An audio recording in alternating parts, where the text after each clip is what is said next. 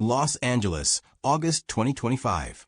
Hollywood Boulevard drowns in the stifling evening smog, with a sense of hot asphalt, coffee from street vendors, and the salty breeze of the distant ocean mingle. The ABC studio, where Jimmy Kimmel lives, is filmed, buzzes like a beehive before a storm. Backstage, the clatter of technical equipment, muffled voices of assistants, and the sharp sound of microphone tests fill the air. But tonight, something sharp lingers in the atmosphere, a premonition of scandal.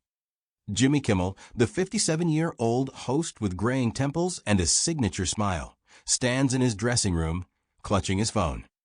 The screen glows with a message from his producer, Linda, De Niro's ear. He's insisting on his topic. This could be a disaster. Jimmy feels his pulse quicken. Robert De Niro, a cinematic legend with a reputation for cutting through lies, demanded this appearance himself. And not for a friendly chat. Rumors on X have been buzzing for a week. The actor wants to expose media bias, and it seems Jimmy's show is his primary target. Damn it, Jimmy mutters, tossing the phone onto the table. He adjusts his tie, but his fingers tremble slightly. In 20 years on air, he's seen it all, from drunken celebrities to political debates that nearly ended in brawls. But this smells like something bigger. The dressing room door swings open abruptly. Linda, the head producer with short gray hair and eyes that see everything, bursts in without knocking. Jimmy, we've got less than an hour. De Niro wants to talk about how talk shows manipulate audiences. And he's got, she lowers her voice, recordings. Old episodes. Our episodes. Jimmy freezes. His audience, mostly people over 55 who remember him from The Man Show, trust him. They laugh at his political jabs, believing in his neutrality. But in recent years, America's political divide has widened, and every joke, every guest, is a minefield. Now De Niro, whose influence in Hollywood can ruin careers, is coming straight for him. He thinks we're covering for someone? Jimmy asks, his voice calm, but his eyes flashing with unease. He thinks we're all part of the problem, Linda snaps. And he wants to prove it. Tonight. Live. Jimmy feels the air in the dressing room thicken. He recalls a 2024 scandal when a rival show's host was accused of bias over guest choices. That episode ended the man's career. Now his show is in the crosshairs. All right, he says, his voice hardening. If he wants a war, I won't run. But I'll do it my way. Linda looks at him, her face tense. How? I'll talk to him. Not as an enemy. As someone who wants to understand, Jimmy says, flashing a smile that's more masked than genuine. Inside he knows, one wrong move, and his show, his reputation, everything he's built for years, could shatter. 30 minutes later, the studio is packed. 200 audience members, mostly over 55, hum with anticipation. The air smells of popcorn and expensive perfume. Screens flash promos, and a technician adjusts a camera for close-ups. Jimmy stands backstage, holding high a script he knows won't save him today. De Niro won't play by his rules. Robert De Niro steps onto the stage to thunderous applause. His gray suit is impeccable, but his gaze is that of a boxer before a fight. He shakes Jimmy's hand, the gesture cold and formal. The crowd roars, someone shouts Bobby. Jimmy, as always, opens with a joke. Robert, welcome. You pushed so hard to be here. I thought maybe you wanted to host the show instead of me. The audience laughs, but De Niro doesn't even smile. I'm not here for jokes, Jimmy. His voice slices through the air like a knife. I'm here to talk about the truth. The room falls silent. Jimmy feels the camera zoom in on his face. Millions are watching at home. And in that moment he realizes, this isn't just an interview. It's a fight. But instead of fists, he chooses words. Then let's talk, Robert, Jimmy says, his voice calm but firm. What do you want to say? De Niro leans back in his chair, his eyes narrowing. I want to say that shows like yours decide who America loves and who they hate. And I'm not sure you're always playing fair. The audience gasps. Linda backstage clutches her head. Jimmy feels thousands of eyes in the studio, on screens, locked on him. But he doesn't look away. This is his moment.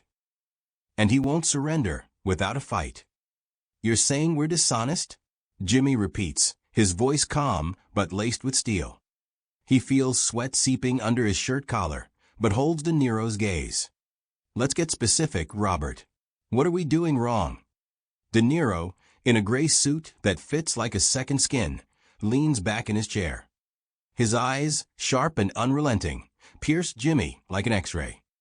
The room falls so silent that the hum of the air conditioner in the corner is audible. Specific.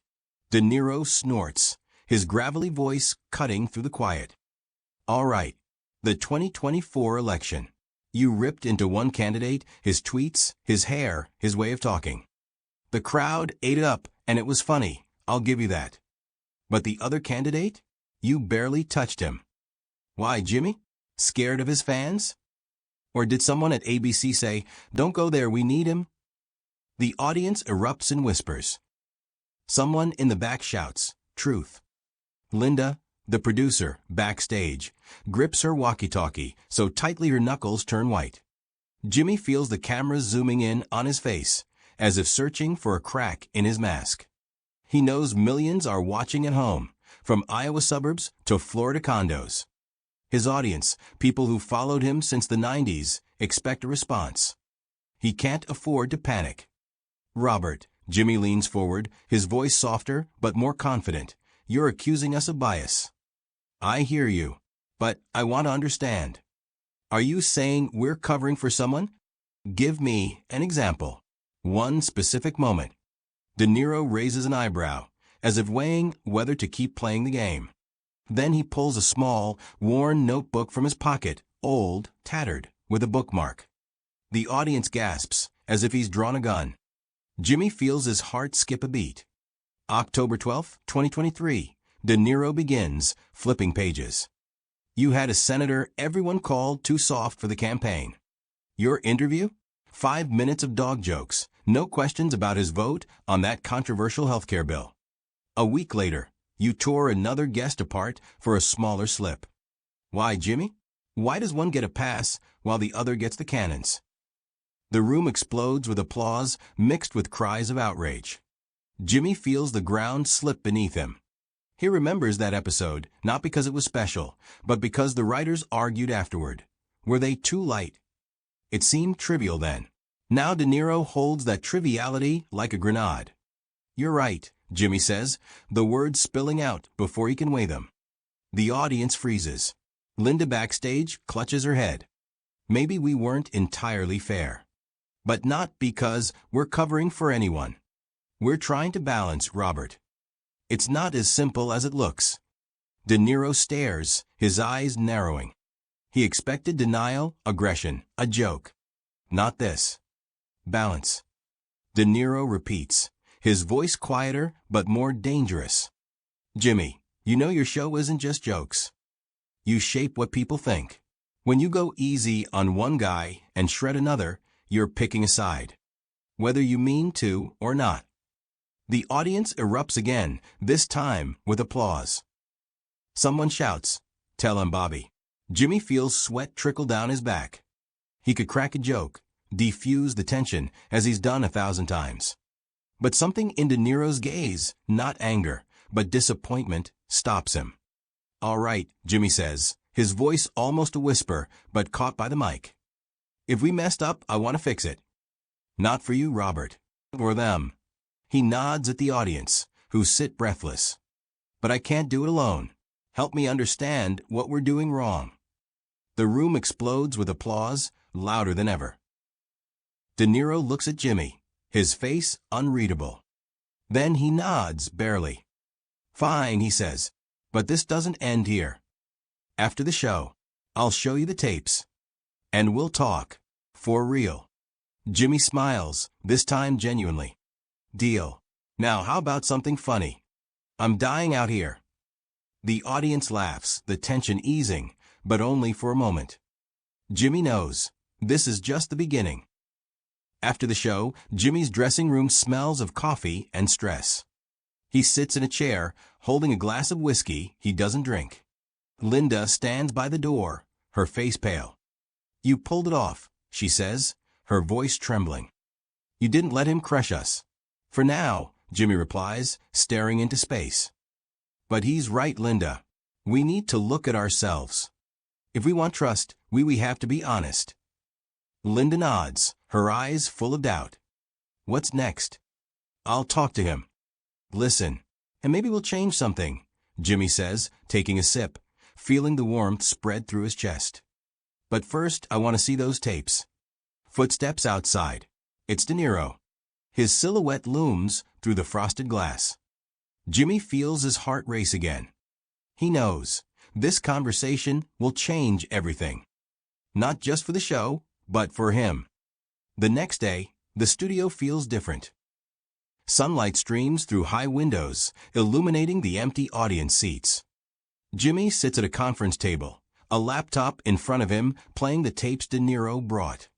Clips flicker, old episodes where jokes hit one politician softer than another. Guests spared tough questions, moments where writers, perhaps, played it safe. "It's not a conspiracy," De Niro says, sitting across from him. His voice is calmer than yesterday, but still firm. "But it's a problem. People see it, Jimmy. And they stop trusting you." Jimmy nods, his fingers gripping a pen. "I see it. But what can I do? If I dig deeper, the network might say it's too risky. Sponsors will bail. And the audience? Half will lose it if I touch their favorite."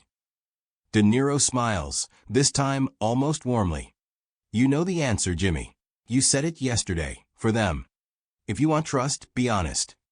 Even if it hurts."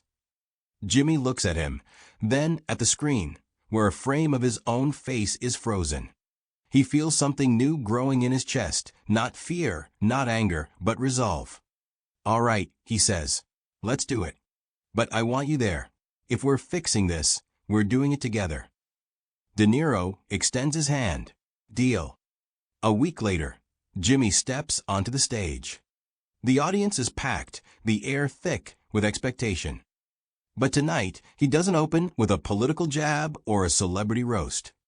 He looks into the camera, speaking directly to the millions watching at home.